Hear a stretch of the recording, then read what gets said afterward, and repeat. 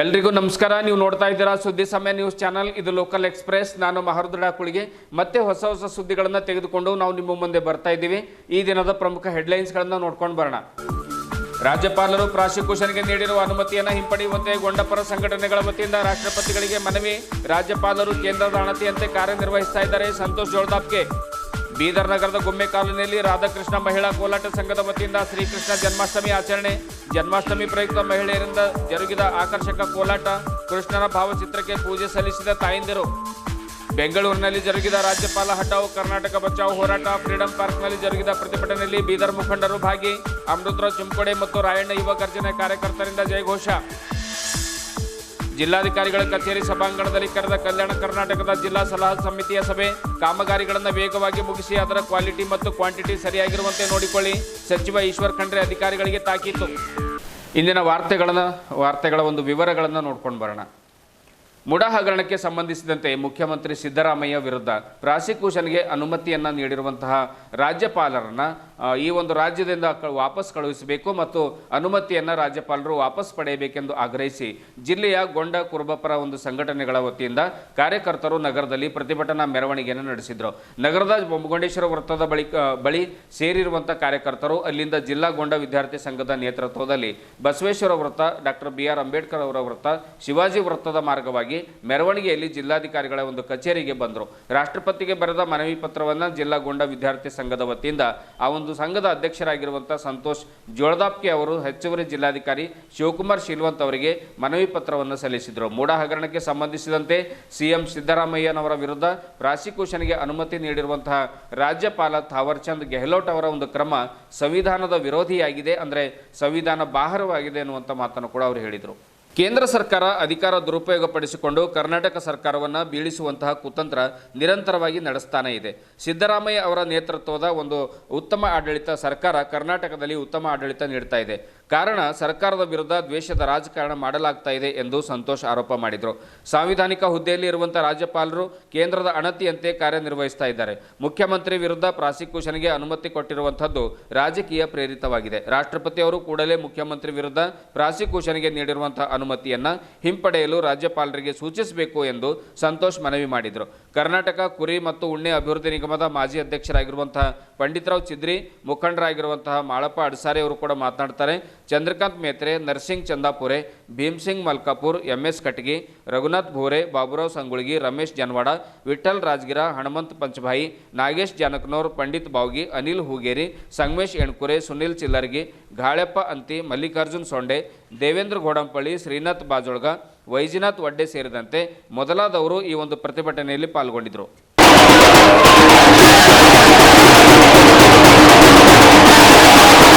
ಆಡಳಿತ ನಡೆಸಲಿಕ್ಕೆ ಅವಕಾಶ ಮಾಡಿಕೊಡ್ತಕ್ಕಂಥ ಕೆಲಸ ರಾಜ್ಯದ ಪ್ರತಿಯೊಬ್ಬ ಲೀಡರ್ ಆಗಲಿ, ಪ್ರತಿಯೊಬ್ಬ ಜನತೆಯಾಗಲಿ ಅವ್ರಿಗೆಲ್ಲರ ಕರ್ತವ್ಯ ಇದೆ. ಸುಮ್ಮನೆ ಇವ್ರಿಗೆ ಗೊತ್ತಿಲ್ಲ, ಏನಿಲ್ಲ, ಇವ್ರಿಗೆ ಸಂಬಂಧವಿಲ್ಲ, ಯಾವುದೇ ಇನ್ವೆಸ್ಟಿಗೇಷನ್ ರಿಪೋರ್ಟ್ ಇಲ್ಲ ಇವ್ರ ವಿರುದ್ಧ ಪ್ರೋಸಿಕ್ಯೂಷನ್ ಪರ್ಮಿಷನ್ ಕೊಡ್ಲಿಕ್ಕೆ ರಾಜ್ಯಪಾಲರು ಇವರು ರಾಜಕೀಯ ಒತ್ತಡಕ್ಕೆ ಮಣಿದು ಪರ್ಮಿಷನ್ ಕೊಟ್ಟಿದ್ದಾರೆ ಇವ್ರ ಮೇಲೆ ಕೇಸ್ ಮಾಡಬೇಕು ಅಂತ. ಇದು ಸರಿಯಾದ ಒಳ್ಳೆ ಬೆಳವಣಿಗೆ ಅಲ್ಲ. ಕರ್ನಾಟಕ ರಾಜ್ಯಕ್ಕೆ ಯಾರು ವಿರೋಧ ಮಾಡ್ತಾ ಇದ್ದೀರಿ ಅದನ್ನು ಕೂಡ ಸರಿಯಲ್ಲ. ಇವತ್ತು ನಾವು ಕರ್ನಾಟಕ ರಾಜ್ಯದ ಎಲ್ಲ ಜನರು, ಎಲ್ಲ ಪಕ್ಷದವರಿಗೆ ಬೈತಾ ಇದ್ದಾರೆ.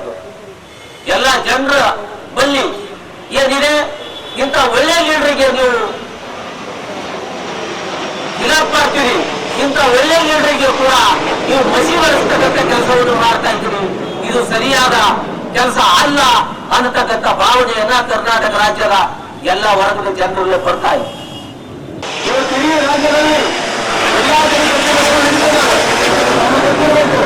ಸಿದ್ದರಾಮಯ್ಯ ಯಾರು ಒಂದು ಮನವಿಯನ್ನು ಕೊಟ್ಟು ಪರ್ಮಿಷನ್ ಕೇಳಿದ್ದಾರೆ, ಅವ್ರ ಹಿನ್ನೆಲೆ ಏನಿದೆ, ಅವ್ರು ಯಾವ ವ್ಯಕ್ತಿ ಇದ್ದಾರೆ, ಅವ್ರು ಯಾವ ಸಂಘಟನೆಯಲ್ಲಿ ಕೆಲಸ ಮಾಡ್ತಾ ಇದ್ದಾರೆ ಅಂತಕ್ಕಂಥ ಕೂಡ ಸರ್ಕಾರದವರಿಗೆ ಎಲ್ಲರಿಗೂ ಗೊತ್ತಿದೆ, ರಾಜ್ಯಪಾಲರಿಗೆ ಕೂಡ ಗೊತ್ತಿದೆ.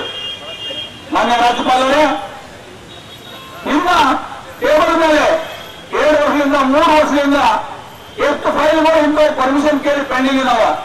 ಸಾಮಾನ್ಯ ಮಾಜಿ ಮುಖ್ಯಮಂತ್ರಿ ಆದಂತ ಎಚ್ ಡಿ ಕುಮಾರಸ್ವಾಮಿ ಅವರ ಮೇಲೆ ಕೂಡ 2 ವರ್ಷದಿಂದ ಕೇಸ್ ಇದೆ. ಇವತ್ತಿನವರೆಗೆ ಪರ್ಮಿಷನ್ ಕೊಟ್ಟಿಲ್ಲ. ಯಾಕಂದ್ರೆ ಅವರೊಂದು ಕೇಂದ್ರ ಸರ್ಕಾರದ ಮಂತ್ರಿ ಇದ್ದಾರೆ. ಶಶಿಕಲಾ ಜೊಲ್ಲೆ ಅವರ ಮೇಲೆ ಕೂಡ 2 ವರ್ಷದಿಂದ ಒಂದು ಕೇಸ್ ಇದೆ. ಅವೆಲ್ಲ ಲೋಕಾಯುಕ್ತದಿಂದ ರಿಪೋರ್ಟ್ ಆಗಿವೆ. ಇವ್ರ ಮೇಲೆ ಕೇಸ್ ಮಾಡಕ್ಕೆ ಪರ್ಮಿಷನ್ ಕೊಡಿ ಅಂತ ಲೋಕಾಯುಕ್ತವ್ರು ಕೇಳಿದ್ದಾರೆ, ಅವ್ರು ಕೊಟ್ಟಿಲ್ಲ. ಜನಾರ್ದನ್ ರೆಡ್ಡಿ ಅವ್ರ ಮೇಲೆ ಕೇಳಿದ್ದಾರೆ, ಎಷ್ಟು ಜನರು ನೀರಾವರಿ ಅವ್ರ ಮೇಲೆ ಕೇಳಿದ್ದಾರೆ. ಇಂಥವ್ರು 8 ಫೈಲ್ಗಳನ್ನು ನೀವು ವರ್ಷ 2 ವರ್ಷ 3 ವರ್ಷದಿಂದ ಪೆಂಡಿಂಗ್ ಇಟ್ಕೊಂಡ್ರು. ಸಿದ್ದರಾಮಯ್ಯ ಮೇಲೆ ಒಬ್ಬವ ಇದನ್ನೇ ಕೆಲಸ ಮಾಡ್ಕೊಂಡಿದ್ದಾನೆ. ಒಂದು RTI ಕಾರ್ಯಕರ್ತನಾಗಿ ನಾವೊಂದು ಮೊನ್ನೆ ಪೇಪರ್ನಲ್ಲಿ ಓದಿದ್ವಿ, ಒಬ್ರು ಎಕ್ಸಾಂಪಲ್ ಮಾಡಿದ್ದಾರೆ. ನೀವು ಒಂದ್ ವೇಳೆ ನಾನು ಬಂದು ಭೇಟಿಯಾಗಿಲ್ಲ ಅಂದ್ರೆ ನಿಮ್ಮೆಲ್ಲ ನಾನು ಗವರ್ನರ್ಗೆ ಲೋಕಾಯುಕ್ತ ಕೇಸ್ ಕೊಡ್ತೀನಿ, ಬಂದು ಭೇಟಿಯಾಗಿದೆ ಅಂತ. ಆ ಹೆಣ್ಮಕ್ಳು ಕೇಸ್ ಮಾಡಿದ್ದಾರೆ, ಅದು ಕೂಡ ಪೊಲೀಸ್ ಸ್ಟೇಷನ್ ನಲ್ಲಿ ಕೇಸ್ ನಡೀತಾ ಇದೆ. ಅಂತ ಒಬ್ಬ ಚರಿತ್ರೆಹೀನ ವ್ಯಕ್ತಿ ಬೆಳಗ್ಗೆ ಒಂದು ಅರ್ಜಿ ಕೊಡ್ತಾನೆ, ಸಿದ್ದರಾಮಯ್ಯ ಮೇಲೆ ಕೇಸ್ ಮಾಡಕ್ಕೆ ನಮಗ ಪರ್ಮಿಷನ್ ಕೊಡಿ ಅಂತ. ಬೆಳಗ್ಗೆ ಕೊಟ್ಟಿನ ಅರ್ಜಿಗೆ ಸಂಜೆಗೆ ಗವರ್ನರ್ ಪರ್ಮಿಷನ್ ಕೊಡ್ತಾರೆ. 2 ವರ್ಷದಿಂದ 3 ವರ್ಷದಿಂದ ಫೈಲ್ಗಳು ಬೇರೆ ಲೋಕಾಯುಕ್ತ ರಿಪೋರ್ಟ್ ಮಾಡಿ ಅವರಿಗೆ ಪರ್ಮಿಷನ್ ಕೇಳಿದ್ದಾರೆ. ಅದಕ್ಕೆ ನೀವು ಅವರು ಪರ್ಮಿಷನ್ ಕೊಟ್ಟಿಲ್ಲ ಸನ್ಮಾನ್ಯ ಶ್ರೀ ರಾಜ್ಯಪಾಲರೇ. ಆದ್ರೆ ನೀವು ಪಕ್ಷ ಭೇದವನ್ನು ಮಾಡ್ತಾ ಇದ್ದೀರಿ, ಜಾತಿ ಭೇದವನ್ನು ಮಾಡ್ತಾ ಇದ್ದೀರಿ. ಒಬ್ಬ ಹಿಂದುಳಿದ ನಾಯಕ ಸಿದ್ದರಾಮಯ್ಯರಿಗೆ ಅವ್ರ ಹೆಸರು ಕೆಡಿಸಬೇಕು. ಅವ್ರು 2ನೇ ಸಲ ಮುಖ್ಯಮಂತ್ರಿ ಆಗಿ ರಾಜ್ಯದ ಸೇವೆ ಮಾಡ್ತಾ ಇದ್ದಾರೆ. ಅವ್ರ ರಾಜಕೀಯ ಜೀವನದಲ್ಲಿ ಒಂದು ಕಪ್ಪು ಚುಕ್ಕೆ ತರಬೇಕಂತ ಕೆಲಸ ಮಾಡಿ ಬೆಳಗ್ಗೆ ಕೇಳಿದ ಪ್ರಶ್ನೆಗೆ ಸಂಜೆಗೆ ಉತ್ತರ ಕೊಟ್ಟು ಪರ್ಮಿಷನ್ ಕೊಟ್ಟು ಕೇಸ್ ಮಾಡಿ ಅಂತ ಕೊಡ್ತೀರಿ. ಕೂಡಲೇ ನಾನು ಮಾನ್ಯ ರಾಷ್ಟ್ರಪತಿಯವರು ಇವ್ರನ್ನ ವಾಪಸ್ ತಗೋಬೇಕು, ಗೌರವರಿಗೆ ಕರ್ನಾಟಕದಿಂದ ವಾಪಸ್ ಕಳಿಸಬೇಕಂತಕ್ಕಂತ ನಾವು ಮನವಿಯನ್ನು ಮಾಡ್ತಾ ಇದ್ದೀವಿ. ಮತ್ತೆ ಇಡೀ ಕರ್ನಾಟಕ ರಾಜ್ಯದ ಜನ ಇವತ್ತೆಲ್ಲರೂ ನಾವು ಸಿದ್ದರಾಮಯ್ಯ ಬೆನ್ನಿಗಿದ್ದೀವಿ. ಸಿದ್ದರಾಮಯ್ಯ ಯಾವುದೇ ಕೇಸ್ ಇಲ್ಲ. ಇವತ್ತೆಲ್ಲರೂ ಪೇಪರ್ ಓದ್ತಾ ಇದೀವಿ, ಆದ್ರೆ ಅವ್ರದ್ದೇನೂ ಇಲ್ಲ. ಯಾವ್ದು ಗೊತ್ತು ನಾವೆಲ್ಲ ಸಿದ್ದರಾಮಯ್ಯ ಪತ್ನಿ ಧರ್ಮಪತ್ನಿ ಹೆಸರಿನಲ್ಲಿ 14 ಪ್ಲಾಟ್ಗಳನ್ನು ಕೊಟ್ಟು ಹೇಳ್ತಾ ಇದ್ದಾರೆ. ನಿಮ್ಗೆ ಗೊತ್ತಿರಬೇಕು, ಅದು ಕೊಟ್ಟಿದ್ದು ಬಿಜೆಪಿ ಸರ್ಕಾರದಾಗ, ಕಾಂಗ್ರೆಸ್ ಸರ್ಕಾರದಾಗಲ್ಲ, ಸಿದ್ದರಾಮಯ್ಯ ಮುಖ್ಯಮಂತ್ರಿ ಇದ್ದಾಗಲ್ಲ, ಕೊಟ್ಟಿದ್ದು ಬಿಜೆಪಿ ಸರ್ಕಾರ ಇದ್ದಾಗ. ಈಗ ಗೊತ್ತಾ, ಬಿಜೆಪಿ ಸರ್ಕಾರದವರು ಮತ್ತೆ ಸನ್ಮಾನ್ಯ ಸಿದ್ದರಾಮಯ್ಯಗೆ ನೀವು ಇಲ್ಲಿಗಲ್ ಆಗಿ ಪ್ಲಾಟ್ ಖರೀದಿ ಮಾಡಿರಿ, ನಿಮ್ಮ ಮನೆಯವರು ಇಲ್ಲಿಗಲ್ ಆಗಿ ಪ್ಲಾಟ್ ಖರೀದಿ ಮಾಡಿದ್ದಾರೆ, ನೀವು ರಾಜೀನಾಮೆ ಕೊಡಿ ಅಂತ ಕೇಳ್ತಾರೆ. ಇಲ್ಲಿಗಲ್ ಕೊಟ್ಟರು ಯಾರು? ಬಿಜೆಪಿ ಸರ್ಕಾರ ಇದ್ದಾಗೆ. ಮತ್ತೆ ನೀವೇ ಇಲ್ಲಿಗಲ್ ಮಾಡಿರಿ. ಇವತ್ತು ಮತ್ತೆ ನೀವೇ ನಿಮ್ಗೆ ಯಾವ್ದು ನೈತಿಕತೆ ಇದೆ ಅವರಿಗೆ ನೀವು ಕೇಳಕ್ಕೆ? ಹಾಗಾಗಿ ಸಿದ್ದರಾಮಯ್ಯ ಏನೂ ಕೈ ಇಲ್ಲ. ಹೈಕೋರ್ಟ್ ಇರಲಿ, ಸುಪ್ರೀಂ ಕೋರ್ಟ್ ಇರಲಿ, ಎಲ್ಲಿಂದ ಹೋದ್ರು ಬಿ ಸಿದ್ದರಾಮಯ್ಯ ಏನು ಆಗೋದಿಲ್ಲ. ಅವ್ರು ಪರಿಪಕ್ವವಾಗಿ ಹೊರಗೆ ಬರ್ತಾರೆ. ಇವತ್ತು ನಾವು ಸನ್ಮಾನ್ಯ ಶ್ರೀ ರಾಷ್ಟ್ರಪತಿ ಅವರಿಗೆ ಬೀದರ್ DC ಮುಖಾಂತರ ಗವರ್ನರ್ಗೆ ಇಲ್ಲಿಂದ ಹಟಾವಂತಕ್ಕಂತ ಒಂದು ಮನವಿ ಕೊಡ್ತಿದ್ದೀವಿ. ಮಾನ್ಯ ಜಿಲ್ಲಾಧಿಕಾರಿಗಳು ಬಂದು ಮನವಿ ತಗೋಬೇಕಂತ ಹೇಳಿ, ಜೊತೆಗೆ ಸಿದ್ದರಾಮಯ್ಯನ ಹುಂಡಿಯ ಊರು 12ನೇ ಶತಮಾನದಲ್ಲಿದ್ದಂತ ಸೋಲಾಪುರ ಸಿದ್ದರಾಮೇಶ್ವರರು ಬುದ್ಧ, ಬಸವ, ಅಂಬೇಡ್ಕರ್ ಅಂತ ಮಹಾನ್ ನಾಯಕರ ತತ್ವದ ಜೊತೆಯಲ್ಲಿ ಅವರ ತತ್ವಗಳನ್ನು ಅಳವಡಿಸಿಕೊಂಡು ಇವತ್ತ ಹಿಂದೆ ಯಾವ ರೀತಿ ಶರಣರು ಎಲ್ಲಾ ಸಮಾಜದ ಬಂಧುಗಳನ್ನು ತೆಗೆದುಕೊಂಡು ಅವರೇನು ಅನುಭವ ಮಂಟಪ ಕಟ್ಟಿದ್ರು ಬಸವಣ್ಣನ ಕಲ್ಯಾಣ ನಾಡಿನಲ್ಲಿ, ಅದೇ ರೀತಿಯಲ್ಲಿ ಇಂದಿನ ಸರ್ಕಾರದ ಮಾನ್ಯ ಮುಖ್ಯಮಂತ್ರಿಗಳು ಸಹಿತ ಅವರ ತತ್ವಗಳನ್ನು ಆಧರಿಸಿಕೊಂಡು ಸರ್ವ ಜನಾಂಗದ ಕಲ್ಯಾಣಕ್ಕಾಗಿ ಸರ್ವ ಜನಾಂಗದ ಸಹೋದ್ಯೋಗಿಗಳನ್ನು ತೆಗೆದುಕೊಂಡು ಇವತ್ತ ಬಸವಣ್ಣವರು ಯಾವ ರೀತಿಯಿಂದ ಹೋಗಿದರೋ ಅವರ ತತ್ವದಲ್ಲಿ ಇವತ್ತ ಬರ್ತಾ ಇದ್ದಾರೆ ಬಂಧುಗಳೇ. ಅಣ್ಣ ಬಸವಣ್ಣವರು ಹೇಳಿದಾಗ ಇವ ನಾರವ ನೆನ್ನೆನಿಸಿದರಯ್ಯ, ಇವ ನಮ್ಮವ ನೆನ್ನೆನಿಸಿದರಯ್ಯ, ಇವ ನಮ್ಮ ಮಹಾಮನೆಯ ಮಗನೆನ್ನೆನಿಸಿದರಯ್ಯ ಅಂತೇಳಿ ಅಣ್ಣ ಬಸವಣ್ಣವರು ಎಲ್ಲರೂ ನಮ್ಮವರೆನ್ನುವಂತ ರೀತಿ ಮಾತಾಡಿದಾರಲ್ಲ, ಸಂದೇಶವನ್ನು ಕಳಿಸಿದಾರಲ್ಲ. ಅದೇ ರೀತಿಯಾಗಿ ಧೀಮಂತ ನಾಯಕರಾಗಿರುವಂತಹ ಸನ್ಮಾನ್ಯ ಶ್ರೀ ಸಿದ್ದರಾಮಯ್ಯ ಸಾಹೇಬರು ಸಹಿತ ಸರ್ವ ಜನಾಂಗದ ಶಾಂತಿಯ ತೋಟ ಇದ್ದಂಗ ಅವರು ಎಲ್ಲರಿಗೆ ನಮ್ಮವರು ಅಂತ ಹೇಳಿ ಸುಭದ್ರವಾದಂತ ಸರ್ಕಾರ ನಡೆಸಿಕೊಂಡು ಹೋಗ್ತಾ ಇದ್ರು. ಕುತಂತ್ರ ರಾಜಕೀಯ ಪ್ರೇರಿತವಾಗಿ ಸಿದ್ದರಾಮಯ್ಯನವರಿಗೆ ಯಾವುದೇ ರೀತಿಯನ್ನು ತಪ್ಪು ಚುಕ್ಕಿ ತರಬೇಕು, ಇವರು ಜೈಲಿಗೆ ಹೋಗಲಾರಂತ ಗಟ್ಟಿಯಾದಂತ ಪವಿತ್ರತೆ ಇದ್ದಂತ ಸಿದ್ದರಾಮಯ್ಯ ಅವರು ಇವರ ಹೆಸರಿಗೆ ಹೇಗಾದ್ರೂ ಮಾಡಿ ಇವರು ಜೈಲಿಗೆ ತರಬೇಕು ಅನ್ನುವಂತ ಬದ್ಮಾಶರು ಯಾವ ರೀತಿ ಹಿಂದೆ ಸಂಗೊಳ್ಳಿ ರಾಯನವರಿಗೆ ಬ್ರಿಟಿಷರು ಯಾವ ರೀತಿ ಮೋಸ ಮಾಡಿದ್ರು, ಈ ಸಹಿತ ನಮ್ಮ ರಾಜ್ಯದಲ್ಲಿದ್ದಂಥವ್ರು ಮತ್ತೆ ಕೇಂದ್ರ ಸರ್ಕಾರದಲ್ಲಿದ್ದಂತ ನಾಲಾಯಕರು ಎನ್ನುವಂತ ಸಿದ್ದರಾಮಯ್ಯ ಹೆಸರಿಗೆ ಮಸಿ ಬೆಳೆದಿರುವಂತ ಕೆಲಸ ಮಾಡ್ತಾ ಇದ್ದಾರೆ.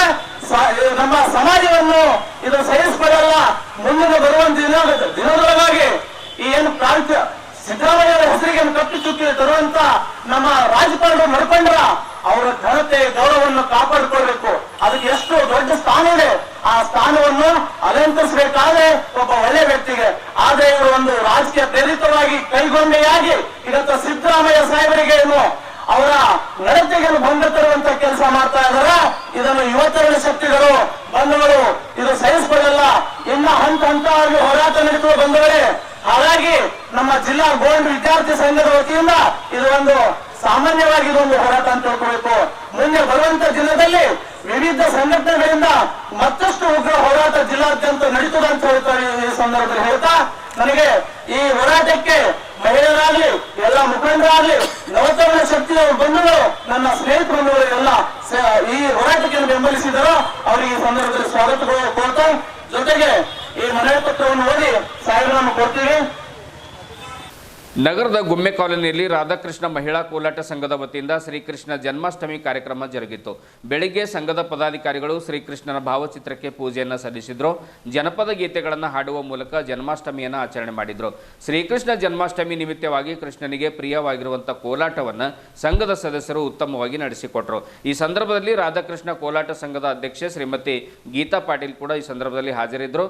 ಸಂಘದ ಗೌರವಾಧ್ಯಕ್ಷೆ ಮಹಾದೇವಿ ಬಿರಾದರ್, ಉಪಾಧ್ಯಕ್ಷೆ ಮಲ್ಲಮ್ಮ ಬಿರಾದರ್, ಪ್ರಧಾನ ಕಾರ್ಯದರ್ಶಿ ಭಾರತಿ ಬಿರಾದರ್, ಖಜಾಂಚಿ ಸಂಗೀತಾ ಪಾಟೀಲ್, ಸಹ ಕಾರ್ಯದರ್ಶಿ ಕಲ್ಪನಾ ಅಬ್ಬೆಂದೆ, ಸದಸ್ಯರುಗಳಾಗಿರುವಂತಹ ಉಮಾದೇವಿ, ರೇಣುಕಾ, ರೂಪಾ ಪಾಟೀಲ್, ರೇಖಾ ವಗ್ದಾಳೆ, ಕವಿತಾ ಸ್ವಾಮಿ, ಸುನೀತಾ, ಜಯಶ್ರೀ, ಸಂಗೀತಾ ದಾನಿ, ಮಲ್ಲಮ್ಮ, ನೀಲಮ್ಮ, ಕಲಾವತಿ, ಸೀಮಾವತಿ, ಶೋಭಾ, ವಿದ್ಯಾವತಿ, ವಿಜಯಲಕ್ಷ್ಮಿ ಸೇರಿದಂತೆ ಇನ್ನು ಅನೇಕ ಜನರು ಭಾಗವಹಿಸಿದರು ಮತ್ತು ಆಕರ್ಷಕವಾಗಿರುವಂತಹ ಕೋಲಾಟವನ್ನು ಆಟವಾಡಿದರು.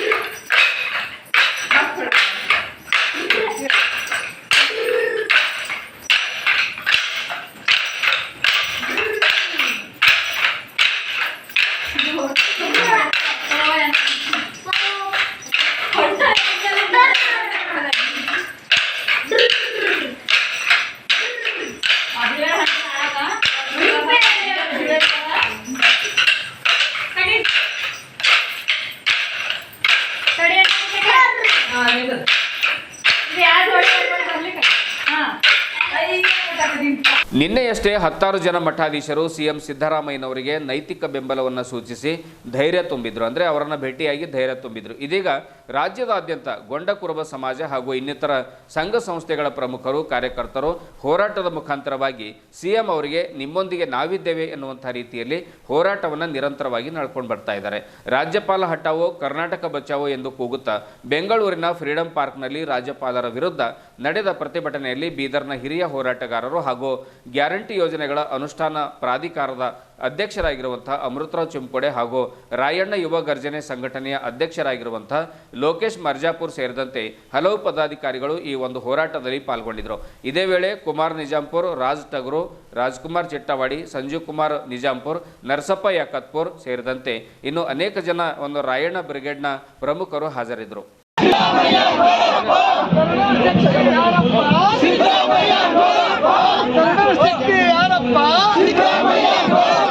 ರೈತರ ಶಕ್ತಿ ಯಾರಪ್ಪ?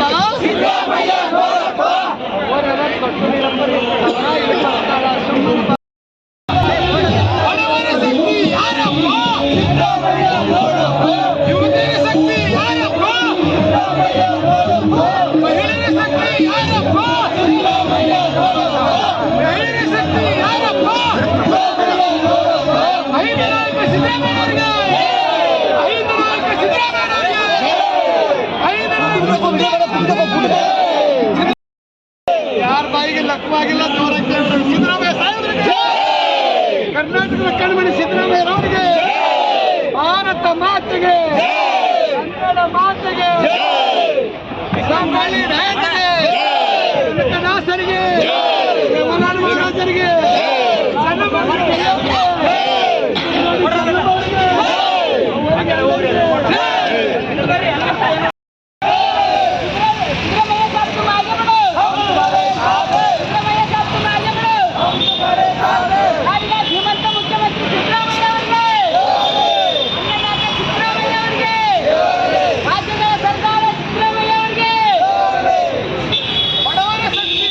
ಬೀದರ್ ಜಿಲ್ಲೆಯಲ್ಲಿ ನಡೀತಾ ಇರುವಂತಹ ವಿವಿಧ ಇಲಾಖೆಯ ಕೆಲಸ ಮತ್ತು ಕಾಮಗಾರಿಗಳನ್ನು ಕಾಲಮಿತಿಯಲ್ಲಿ ಮುಗಿಸುವುದರ ಜೊತೆಗೆ ಅವುಗಳ ಕ್ವಾಲಿಟಿ ಮತ್ತು ಕ್ವಾಂಟಿಟಿ ಸರಿಯಾಗಿ ಇರುವಂತೆ ನೋಡಿಕೊಳ್ಳಬೇಕೆಂದು ಅರಣ್ಯ ಪರಿಸರ ಜೀವಿಶಾಸ್ತ್ರ ಹಾಗೂ ಬೀದರ್ ಜಿಲ್ಲಾ ಉಸ್ತುವಾರಿ ಸಚಿವ ಈಶ್ವರ್ ಖಂಡ್ರೆ ಹೇಳಿದರು.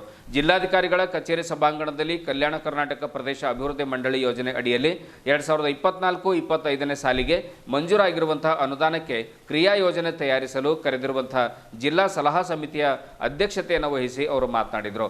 ರಸ್ತೆ, ಸೇತುವೆಗಳು, ವಸತಿ ನಿಲಯಗಳ ಕಟ್ಟಡ, ಶಾಲೆಗಳಿಗೆ ಬೇಕಾಗುವಂಥ ಮೂಲಭೂತ ಸೌಲಭ್ಯಗಳ ಒಂದು ಪ್ರಪೋಸಲ್ ನೀಡಬೇಕು ಮತ್ತು ಕಳೆದ ವರ್ಷ ಕಲ್ಯಾಣ ಕರ್ನಾಟಕ ಪ್ರದೇಶ ಅಭಿವೃದ್ಧಿ ಮಂಡಳಿಯಿಂದ ತಮ್ಮ ಇಲಾಖೆಗಳಿಗೆ ಎಷ್ಟು ಅನುದಾನ ಬಂದಿದೆ ಮತ್ತು ಎಷ್ಟು ಖರ್ಚು ಮಾಡಲಾಗಿದೆ, ಇನ್ನು ಎಷ್ಟು ಖರ್ಚು ಮಾಡಬೇಕು ಅನ್ನುವಂಥ ಮಾಹಿತಿಯನ್ನು ಕೂಡ ನೀಡುವಂತೆ ಸಂಬಂಧಿಸಿದ ವಿವಿಧ ಇಲಾಖೆಯ ಅಧಿಕಾರಿಗಳಿಗೆ ಈಶ್ವರ್ ಖಂಡ್ರೆ ಸೂಚನೆ ನೀಡಿದರು.